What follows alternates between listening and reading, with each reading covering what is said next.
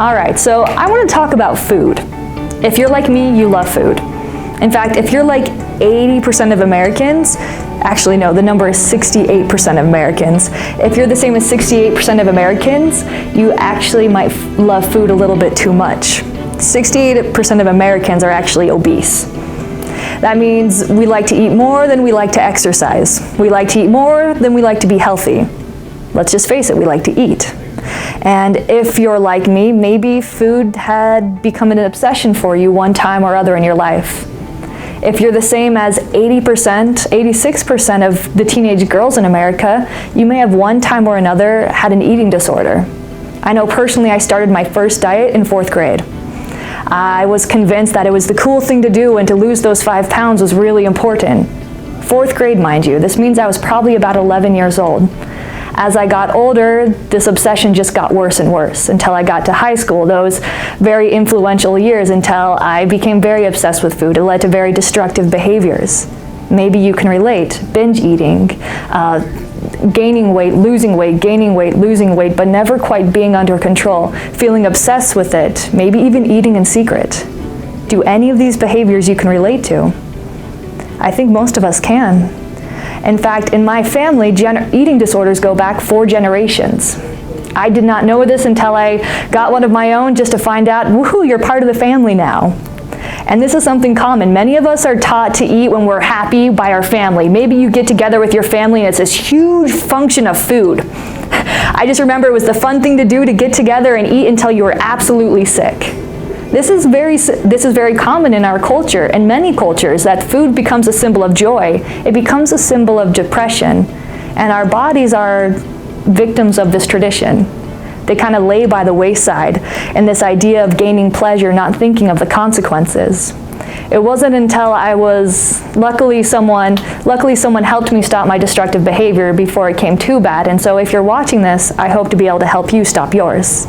Either if you're eating too much, eating too little, or just not eating the right kind of food. It all stems from this idea of lacking of love for your body. Your body is the only body you'll ever get. Imagine someone came to you when you were young at 16 and they gave you a Lamborghini. And this was the most beautiful Lamborghini that you could possibly imagine. But they told you, this is the only car you're ever going to receive. You're never going to get another car. How would you treat that Lamborghini? You'd give it the proper oil changes. You'd park it in the garage. You make sure that it was in best condition because that is the only nice car you will ever have. Or let's say if you had a racehorse, and this racehorse you spent $5 million on, would you ever deprive this racehorse of sleep? Would you ever give it the wrong kind of foods? No. You've invested too much in it. And this is just a horse. Aren't you more valuable than that Lamborghini? Aren't you more valuable than a racehorse? Don't you deserve to treat yourself with the same respect you would treat such a prized possession? So I want to go over with you today just one simple tool that helped me. It helped me completely change my life. I haven't dieted in over 2 years. It feels fantastic. And yet I've been able to maintain a very healthy weight. In fact, the healthiest I've ever been at. And I've been able to run a marathon. I've been able to train for a triathlon. I've been able to enjoy my life and not have to think, okay, what I'm going to eat tomorrow? What did I eat yesterday? It's freeing, it's liberating. And very simply, it's write a love letter. Every item of food you put into your mouth is writing a letter to yourself. If you're putting spinach in your mouth, you might pretend that that's a love letter saying, wow, thank you for taking so much good care of me. You look fantastic today. When you put that extra cheesecake in there, what kind of letter are you writing? It's probably a little bit of a hate letter saying, wow, why would you betray me like that? How could you put this garbage in your mouth?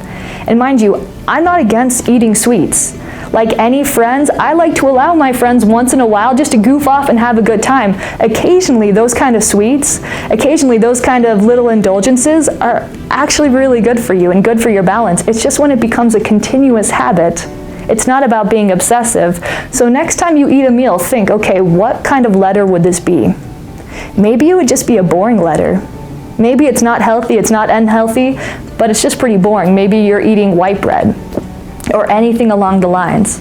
What message are you sending yourself? So think about this. Take that challenge. I give you the challenge that for 1 week, Pretend like everything you're eating is a letter. You can make up words. You can give your food an accent. I don't care. And just make it real for you. Make it something fun for you. I don't recommend writing down everything you're eating. That's obsessing over it. Whatever you focus on grows. So if I'm obsessing over food, it's growing. But if I allow it to be an expression of how I love myself, then it becomes a healthy part of life. I promise you, as you do this, your habits will naturally change, because I've seen it not only in my life, but in my students' lives. I want you to see your own results and maybe take note. You know, if you're already eating a certain lifestyle, start thinking, okay, what kind of letters have I been sending myself? And ask yourself, am I okay with that?